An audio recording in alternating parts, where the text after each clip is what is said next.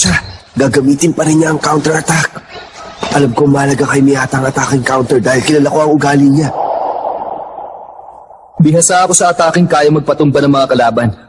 Kahit hindi ako gumamit ng matinding pwersa, kayang-kaya ko pa rin manakot ang aking kalaban. Tama, sa bandang uli gagamitin pa rin niya ang counter-attack. Sinisimukan ng kampiyon ng patumbay na kalaban, pero ang bawat sutok ng kaliwang kamao ay tumatama ng sahagi.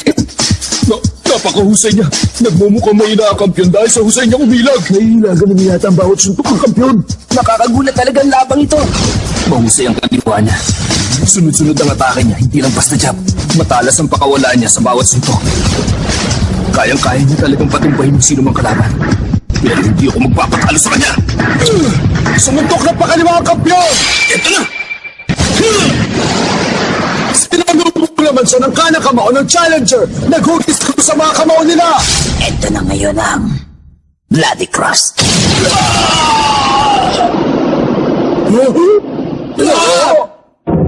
Mga kaibigan, halos sumalsik sa ere ang mukha ng challenger dahil sa sobrang lakas ng suntok. Mukhang napuruan siya ng gusto. Anong nangyayari sa akin? Tumumba ang challenger! Hindi nagtagumpay ang attacking counter! Imposible yan! Pumalpa ka na isip na atake ni Miyata. Paano na yan ngayon? Napakahusay ng timing ng kampiyon. Wala siya nagawa. Pero sa pulang suntok ni Miyata, paano nangyari siya parang biglang napabagsak sa ring? Wow! Katayo pa kaya ang challenger? O ito na magiging pagkatalo niya? Isang knockout! Nangyari sa akin. Nagkamali ba ako sa naging timing ko? Tagumpay naman ang counter-attack. Pero bakit ako natumba sa round na to? Wow! Ayaw ka na! Kaya mo yan, Miyata! Miyata, tumayo ka na! Kaya mo yan! Round 2 pa lang. Makakabawi ka pa. 5! Kaya mo siyang talunin, Miyata. Isa lang itong pagsubok mula sa counter-attack. 6! Tapusin mo na siya! Nakatayo na muli ang challenger! Box! Sumugod ang kampiyon ng walang pag-aalinlangan. Buong tapang naman siyang hinarap ng challenger na parang walang nangyari.